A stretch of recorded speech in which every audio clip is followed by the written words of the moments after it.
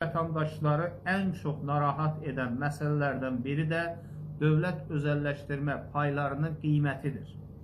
Bununla bağlı qeyd etməliyəm ki, birincisi, dövlət özəlləşdirmə payları qanunla verilib və qanunla dəyəri maddi ekvivalentə bağlandığından və inflyasiyadan qorunduğundan qanunun qoyduğu qaydaya uyğun olaraq təxmini hesablamalara görə bugün üçün hesab edirik ki, ən azı 40.000 manat səhm payı ilə eyni ekvivalentdədir.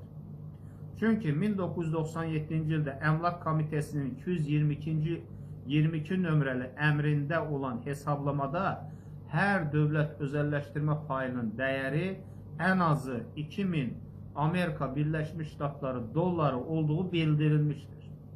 28 ildə ən azı 10 dəfə inflyasiya olduğunu nəzərə alsaq, deməli, hər dövlət özəlləşdirmə payının dəyəri ən azı 20.000 Amerika Birləşmiş Ştatları dolları əmlak ekvivalenti dəyərindədir.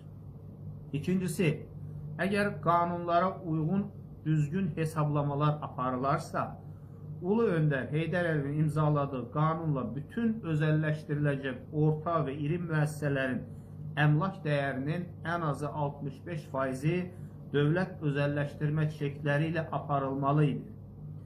Gec və ya tez, gələcəkdə özəlləşdirilməsi nəzərdə tutulan bütün dövlət müəssisələrinin investisiya holdinglərində olan onlarla dövlət müəssisələrinin, o cümlədən bankların, Azerselin və s. bu kimi orta və iri müəssisələrin, eyni zamanda xarici və yerli şirkətlərə icarəyə verilmiş, gələcəkdə özəlləşdirilə biləcək neft sənayesi, çünki cəmi 10%-i SOCAR-a aiddir, digərləri isə icarədədir.